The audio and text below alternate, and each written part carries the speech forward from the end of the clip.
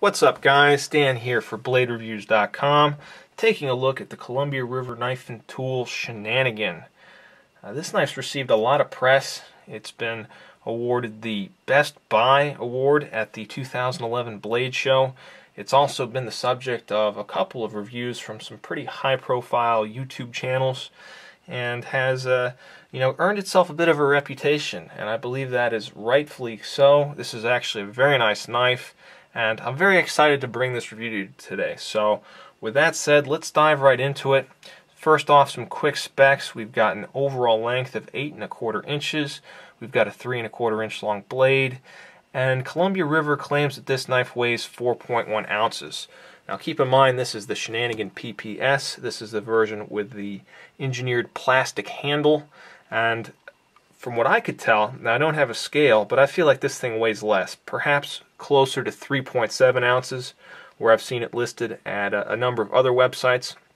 That said, 4.1, 3.7 shouldn't make a big difference for you. It is a larger knife, but I want to say it does feel fairly light in hand, considering what you're getting here. So with that out of the way, let's take a closer look at the blade, which is in fact made of AUS 8 stainless steel. It's a nice Japanese steel. Keep in mind that the retail price on this knife is right around $35. I think at that price, AUS 8 is a good choice here. I'd go so far as to say an excellent choice here from Columbia River. For those who aren't too familiar with it, it's a softer steel, but it's very easy to sharpen, and it can take a very, very keen edge. So I like it. Perhaps not going to perform as well as the super steel, but we're not paying super steel prices here, so I think it's a very good buy with the AUS 8. Taking a closer look at the blade shape, you'll notice it is a drop point design. It's got a very slight recurve, and it flows into a very big belly, and it's got a nice tip there that has been reinforced with a little swedge along the top. So this knife's got a hollow grind, pretty high hollow grind, and I found that it's got some excellent slicing capabilities here.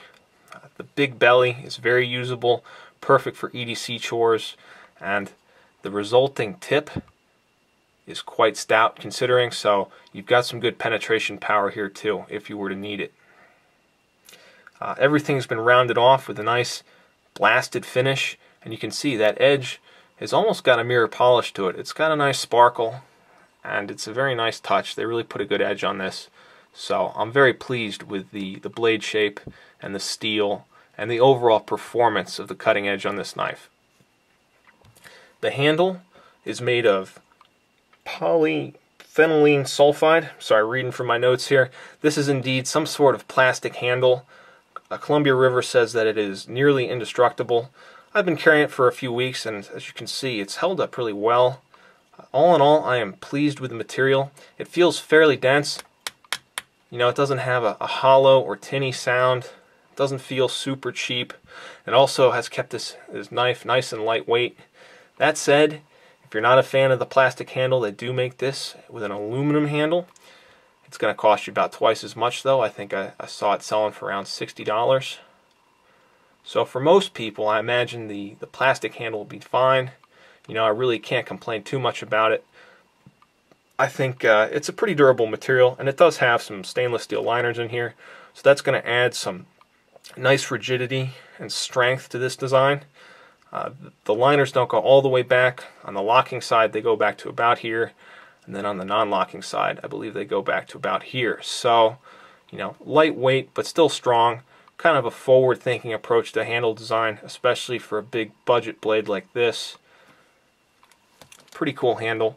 Ergonomics are fantastic on this knife. Really fits in your hand well. You can see it's kind of a modified pistol grip, and that enables it just to fit right in your palm. And it's also a thicker handle too, so plenty of room. It really fills the hand. And you've also got this nice thumb ramp on the top with some meaningful jimping, and a nice full choil here too, which has also been textured, so your hands aren't going to slip forward on this one at all. It's very secure. It's also a large enough handle to accept a forward and reverse grip, so it gets big points from me. I am big on ergonomics, so I was very impressed with the way this knife handled. And right off the bat, it wasn't the most attractive knife to me, especially closed. So I think the great ergos really make up for it. Now, unfortunately, the things that make this knife feel so good in the hand make them kind of bulky in the pocket. As I said before, it is a thicker knife. I'm used to EDCing thinner blades, and I'll tell you, I definitely felt this one when I was carrying it around for a couple weeks.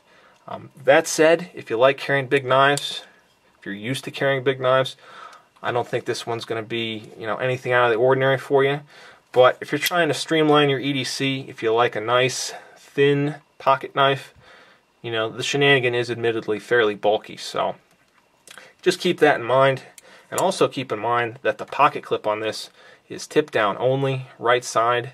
So it's not ambidextrous, it's not swappable in terms of which tip up or tip down, and so you're just kind of locked in here with the ho-hum right side tip down carry.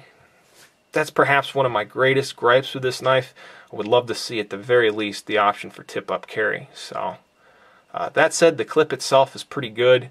It's got good snug retention.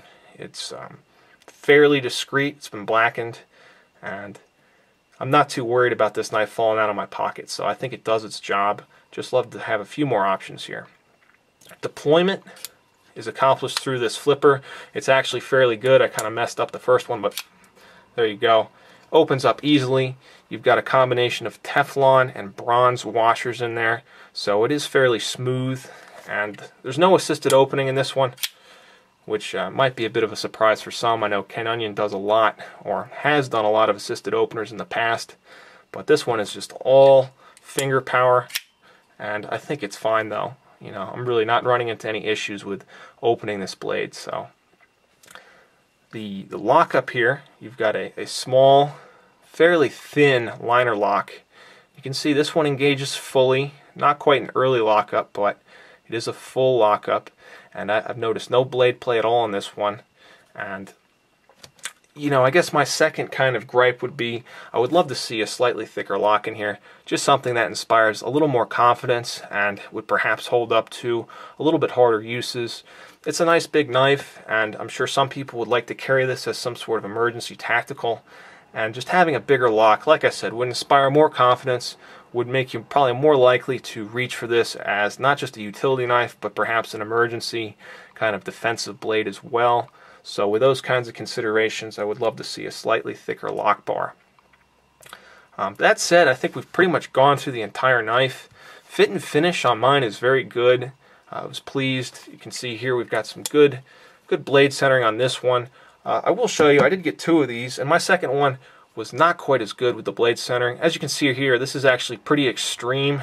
I had to do this, I had to tighten it down a bit to completely remove the blade play. You can see it still opens up really fast, but if I were to loosen that and try and center the blade a little bit better, I might be able to get it a hair over, but really you would start to see some fairly significant side-to-side blade play. My advice with this one would be to try and check it out in the store if you could, or if you're going to order online, maybe try and go and give the website a call first and tell them what you're trying to do and get them to kind of hand pick one out for you. This is a $35 knife, and at that price, you're not always going to get perfect blade centering.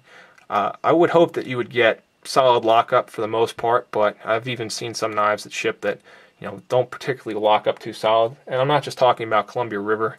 Pretty much any knife in that price point, you're going to get some slight inconsistencies. It's not always easy to center that blade.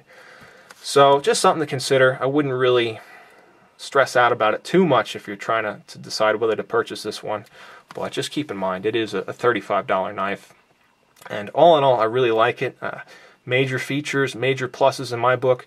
Nice blade steel, considering the price, the great ergonomics, the great size, and that's pretty much it. The fit and finish is good too. So I would love to see a reversible clip, tip up, tip down. Four corners would be even better, and perhaps a slightly thicker lock on there. That would be good. So make it a little bit more versatile. An already very versatile knife in my opinion, but just kind of beef it up slightly. So guys, that's the review. Let me know if I left something out, if you have any questions or perhaps a comment. I really enjoy hearing everybody's feedback, so don't be shy. And I just want to thank everybody for watching. So I hope you guys enjoyed the video, and I'll be back soon with another knife review. So take care. See you later.